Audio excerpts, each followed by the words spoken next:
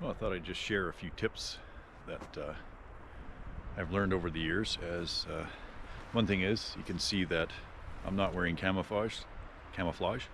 Uh, I just because this area is close to a town that there's other people around, so I want to be seen just in case, right? Just always best to be safe. I know this is a Canada, but in some states, even provinces here in Canada, you have to wear fluorescent orange, which is a great idea. So, but usually when I'm moose hunting, I don't really have too much camo or anything like that. You know, I might have a sweatshirt or something when I'm sitting, but most of the time. But the number one thing about clothing, doesn't matter what color it is put your finger on it if you're gonna buy it and rub it, like with your fingernail like this. If it makes a whoosh, whoosh, whoosh, whoosh noise, that's gonna be too noisy. Whereas this is like a wool type of product that it doesn't make any noise when you rub your fingers on it. Even your pants, as you can see from my pants, they don't make noise. And I like to wear cargo pants.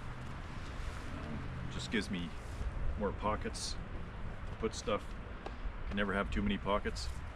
And of course, good footwear, right? Spend the money, get some good boots, get waterproof, insulated or not, but I always get insulated. I prefer the Redhead brand. Not Redhead brand, Red Wing, Irish Setter. That's what generally the type of boots that I buy. And yeah, and the other thing is, yeah, with your clothing, quiet, right? Because when you walk through the bush, or a deer, an animal walks through a bush, it doesn't make a whoosh, whoosh, whoosh noise, it's quiet, right? The only thing they hear is breaking branches or footsteps, right? So just thought I'd share that. And of course, scent. Always try to hunt into the wind, right? It's just easier that way.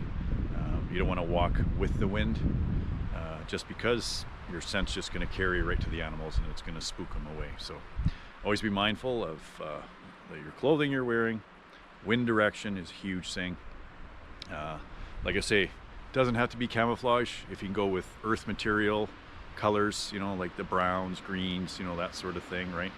So like I say, my cargo pants are kind of well, they're getting faded, but they're kind of a brown color. And then my t-shirt underneath is brown, right? So just as long as they're earth colors. But if you have to wear fluorescent orange because it's the law, that's what you got to do. So, but I like to wear this. It's actually warm, it's soft, it's quiet. And when I'm calling moose or something like that, as long as you have some cover behind you, when he's answering you, or you hear him coming or something like that, the big thing is movement. You try not to move at all. And if you have to move, try to have some cover behind you to hide it. So I've just learned that over the years, because those moose, they got those big ears, same as the deer, got those big ears, and with a bull moose, those antlers are almost like an amplifier to them. It amplifies the noise to their ears. So when they hear a cow call or something that doesn't quite sound right, like people talking, moose is going to figure, that's not a cow over there, that's something else, so he's probably not going to come in. So if you do talk, whisper, quiet, point, you know, whatever, try to keep it quiet. So yeah, just thought I'd share those tips. I'm sure I have some more, I just can't think of them right now, but yeah, today's been a good day, seeing a bunch of deer. I think we saw about a dozen on the way in, and then I started walking on the trail a few minutes there, and there was 7 of them, 6 does with their last year's fawn, and that one little 2-point buck. So if this was 2 weeks ago, I would have harvested that little buck. So, but now it's a 4-point season, so that's just the way it goes. It's all good. So nothing better than getting out. That's the big thing. Get outside. Doesn't matter what you're doing. Doesn't have to be hunting or fishing. Just go for a nice walk, whatever. That's a good thing to do for sure. Get out and get active. Okay, thank you. One thing I'd like to point out is people who litter. Now that's a cigarette butt. Not a huge deal, but it's a deal, you know. This is a beautiful country, wherever you are. Let's not litter it.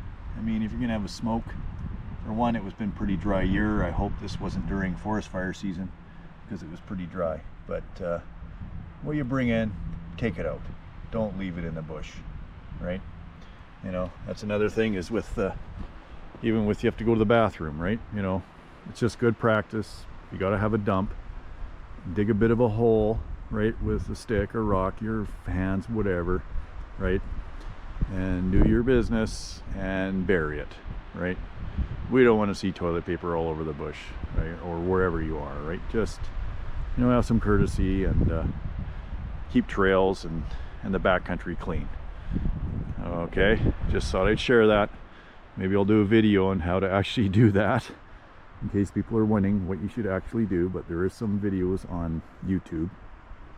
There's one person I subscribe to, is called Girl in the Woods, and she tells you how to poop and pee in the woods, and it's a pretty good tutorial for people if they're not really sure what to do. So just thought I'd point that out. I was on this trail and that's the first bit of litter that I found, so please pack it out.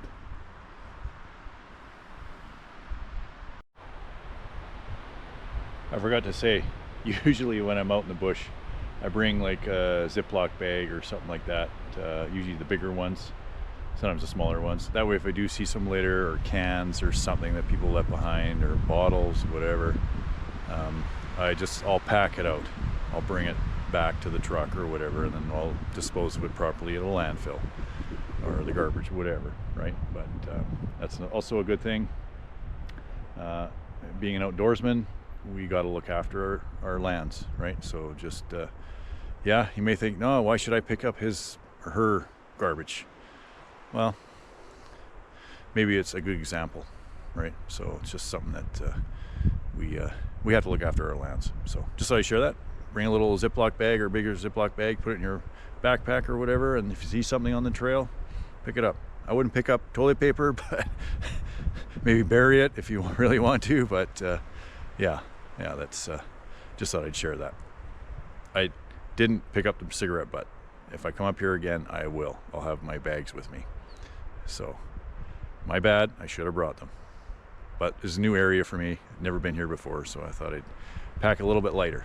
Anyway, all good. I'll continue on the trail here. I'm going to, Rod went to the other way. I'm going to go back and get the truck, and then I'm going to meet him up on the road. There's a new road that goes off to the left of there, or sorry, the right. I'm going to meet him on that road somewhere. So